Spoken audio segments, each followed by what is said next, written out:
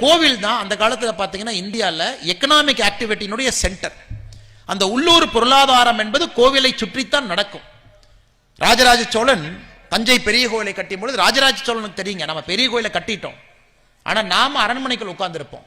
அப்போ இந்த பெரிய கோயில் எப்படி பராமரிப்பாங்க? இன்னைக்கு பாருங்க, ஐயா வந்து உங்களுக்கு எல்லாம் விளக்கு கொடுத்து நீங்க கோயிலை பார்த்துக்கணும்னு சொல்றாங்க. ராஜராஜ சோழனுக்கும் இதே கேள்வி இருந்தது, தஞ்சை பெரிய கோயிலை எப்படி பராமரிக்கிறது? அப்ப ராஜராஜ சோழன் ஒன்று யோசிச்சார், மக்களுக்கு ஆடு வாங்கி கொடுப்போம்.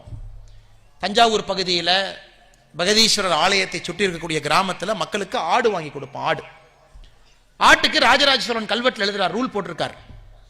இந்த ஆட்டிலிருந்து வரக்கூடிய பாலில் ஒரு பகுதியை தஞ்சை பெரிய கோவிலினுடைய தீப்பந்தத்தை பற்ற வைப்பதற்கு, உள்ள இருக்கக்கூடிய விளக்குகளை பற்ற வைப்பதற்கு நீங்க வெண்ணெயை நெய்யை கொடுக்கணும்.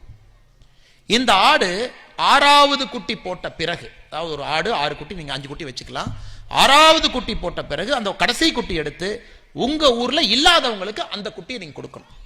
அவங்களுக்கு ஆடு 6 குட்டி போட்ட பிறகு அவங்க 6வது எடுத்து வெளியே கொடுக்கணும். இதெல்லாம் 1000 ஆண்டுகளுக்கு முன்பு கோவிலை கட்டியது மட்டுமல்ல, கோவிலை எப்படி காத்து அடுத்த கட்டம் எடுத்து செல்வது என்பதற்கு உதாரணமாக இன்னைக்கும் ராஜராஜ சோழன் நம்ம படிக்கலாம், இன்னைக்கும் படிக்கலாம்.